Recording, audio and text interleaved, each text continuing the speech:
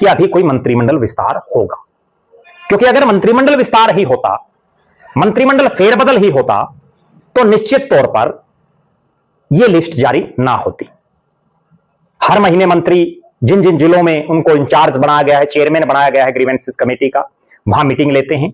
लिहाजा इस महीने जो मीटिंगें होंगी ये नए शेड्यूल के हिसाब से मंत्री लेंगे।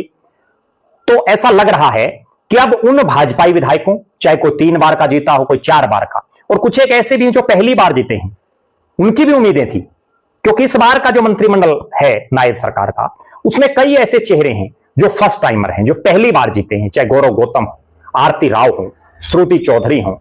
तो कुछ एक चेहरे ऐसे हैं जो पहली बार ही जीते हैं और वो मंत्री बन गए।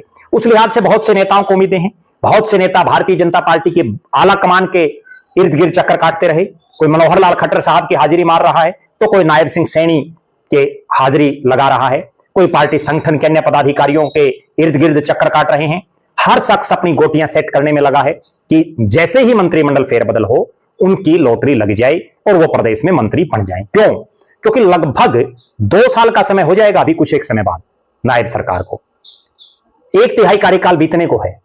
तो उस लिहाज से मंत्रियों की परफॉर्मेंस को देखना जरूरी है। मंत्रिमंडल विस्तार जरूरी भी है, क्योंकि कुछ एक मंत्री तो ऐसे हैं जो कोई विशेष परफॉर्मेंस नहीं दे पा रहे हैं। और ये एक ऐसी सरकार भी है, इस सरकार के कुछ एक मंत्री तो ऐसे भी मिल सकते हैं जिनके आम जनता नाम तक भी ना जानती हो, जिनके पोर्टफोलियो को तो आप छोड़ दीजिए, उनके पास विभाग क्या है।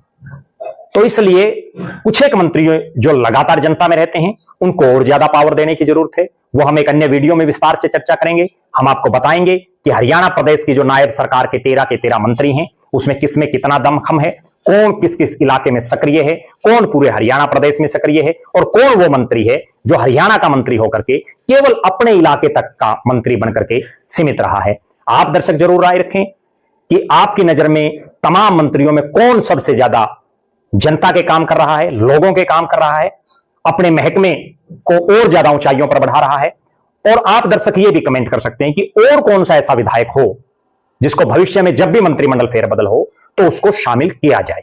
उन विधायक जी का नाम आप कमेंट में लिख सकते हैं।